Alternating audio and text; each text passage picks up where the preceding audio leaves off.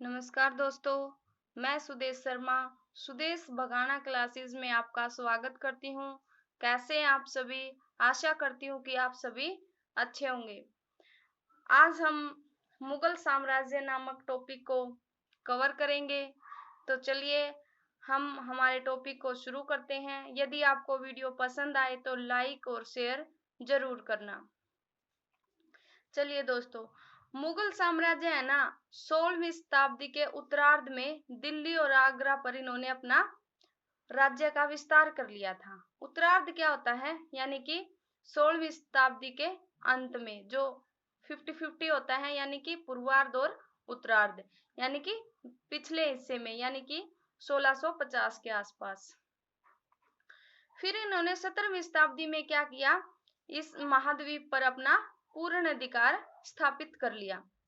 फिर उसके बाद देखो, ये मुगल साम्राज्य का जो शासन संबंधी जो विचार है ना, इतने अच्छे थे कि जब इनका पतन हुआ ना, तब भी इनके जो शासन प्रणाली, जो शासन व्यवस्था थी, वो टिकी रही।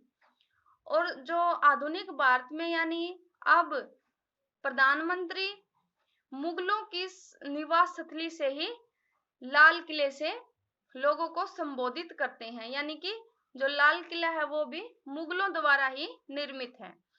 अब क्वेश्चन अराइज होता है कि मुगल कौन थे? तो हमें यह जानना है कि मुगल किसके शासक थे। ठीक है, किस वंश के शासक थे? तो मुगल है ना दो महान वंशों के शासक कहे जाते हैं। माता की ओर से तो ये मंगोल के थे, ठीक है, मंगोल शासक यानी कि चंगेज खान के। और पिता की ओर से ये तैमूर लंग के वंशज माने जाते हैं। लेकिन जो मुगल है ना, ये मंगोल न कहलाकर अपने आप को तैमूर के वंशज मानते हैं। इसके पीछे भी कोई कारण है, चलो इस कारण को जान लेते हैं। इसके पीछे यह कारण है कि जो मंगोल है ना, मंगोलों ने बहुत बड़ा नरसंहार किया था। नरसंहार क्या होता है? लोगों को मारा था उन्होंने। और जिसका पता किनसे मिलता है? स्मृतियों से पता चलता है, यानी कि जो पीछे मूर्तियां मिलती हैं उनसे पता चलता है। लेकिन जो ये तैमूर लंग वाला जो वंशज है ना, वंश है जो, ये बहुत ही अच्छा वंश था। और इसने क्या किया था? इसने 1398 पर दिल्ली पर कब्जा कर लिया था। किसने कर लिया था? तैमूर के वंशजों ने। तैमूर के वंशजों ने 1398 में दिल्ली पर कब्जा कर लिया था। फिर है जो मुगलों का सैन्य अभियान। 12 वर्ष की आयु में ना प्रथम मुगल शासक कौन है? प्रथम मुगल शासक बाबर। बाबर है, उसके बाद अकबर है। ऐसे चलते चलते मुगलों की जो वंश प्रणाली है चलेगी, और हम एक एक करके सब करते रहेंगे। ठीक है, बाबर का समय कब तक माना जाता है शासन का? 1126 से 1530। यानी कि इसने 12 वर्ष की आयु में ये प्रथम मुगल शासक बन गया बाबर। और इसने ना 1494 में फरगना राज्य पर उत्तराधिकार प्राप्त कर लिया था। कब कर लिया था? 1494 में फरगना राज्य पर अपना उत्तराधिकार प्राप्त कर लिया था। और फिर क्या किया? मंगोलों की दूसरी शाखा है ना, उज़्बेकों के आक्रमण के कारण पैतृक गद्दी बाबर को छोड़नी पड़ी। यानी कि जो मंगोलों ने इस पर आक्रमण कर दिया, जिसके कारण इसने क्या करनी पड़ी? अपनी पैतृक गद्दी छोड़नी पड़ी। फिर इसने क्या किया? 1504 में काबुल पर कब्जा कर लिया। देखो, 1494 में क्या किया इसने? फरगना पर अपना उत्तराधिकार प्राप्त कर लिया। और फिर 1504 में काबुल पर कब्जा कर लिया। और फिर क्या किया? 1526 में दिल्ली में के सुल्तान ने ना इब्राहिम लोदी को पानीपत में हराया और दिल्ली और आगरा को अपने कब्जे में कर लिया। फिर क्या किया? 1526 में इब्राहिम लोदी को पानीपत में हराया, ठीक है, और फिर दिल्ली और आगरा को अपने कब्जे में कर लिया। फिर क्या देखो, इसी युद्ध में ना 16वीं शताब्दी में बाबर ने पहली बार युद्धों में तोप और गोलेबारी का इस्तेमाल किया था। ठीक है, जो पानीपत का युद्ध था ना 1526 का, इसमें ही बाबर ने तोपों और गोलाबारी का इस्तेमाल किया था, यानी कि इसके पास तोप वाली टेक्निक भी थी। ठीक है। फिर देखो बाबर है 1526 से 1530, इसने क्या कर दिया था, 1526 में इब्राहिम लोदी को हरा दिया था। अब हम देखेंगे बाबर के प्रमुख युद्ध कौन कौन से थे। एक तो कौन सा है, पानीपत वाला। फिर इसने किया 1527 में खानवा।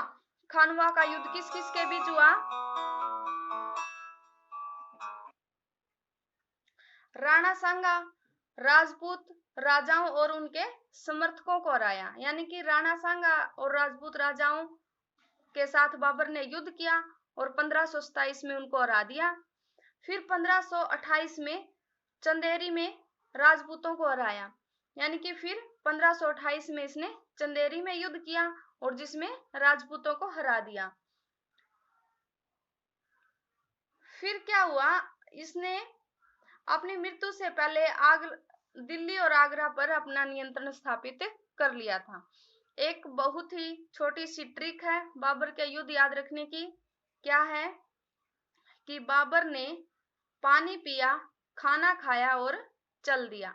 पानी पिया, पानीपत की लड़ाई 1526, खाना खाया, खानवा का युद्ध 1527 और चल दिया, चंदेरी का युद्ध 1528। ठीक है, बहुत अच्छी सी ट्रिक है। बाबर ने पानी पिया, खाना खाया और चल दिया, यानी कि फिर वो चल दिया। फिर अब हम करेंगे हुमायूं। हुमायूं का शासन कब से कब तक माना जाता है, 1530 से 1540 एवं 1555 से 1556। ठीक है। देखो हुमायूं को अपने पिता की वसीयत का बंटवारा मिला और उसने क्या किया, प्रत्येक भाइयों में यह बंटवारा बांट दिया।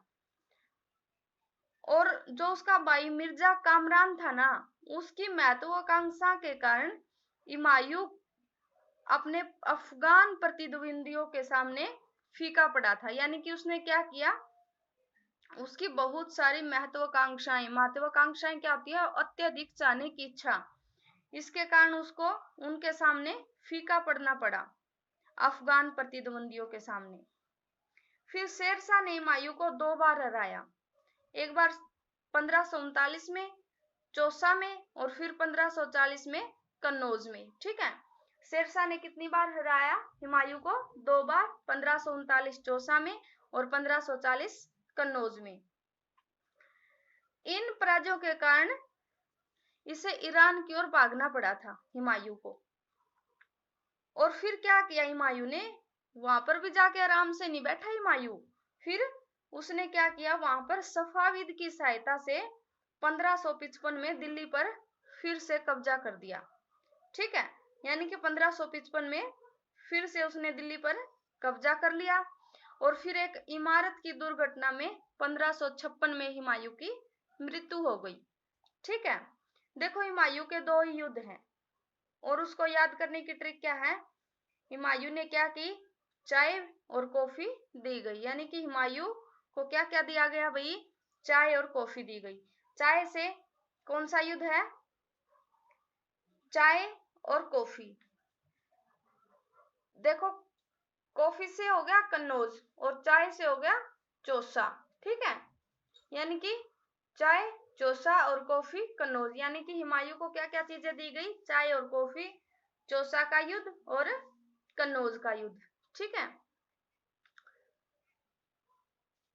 आप इतना कर लेना और आगे जो मुगल वंश है इसको हम लगातार करते हुए कल मिलेंगे अगली वीडियो में और नेक्स्ट मुगल शासक को लेकर। तो आपको मेरी वीडियो पसंद आई है तो लाइक शेयर कर देना। तब तक के लिए धन्यवाद।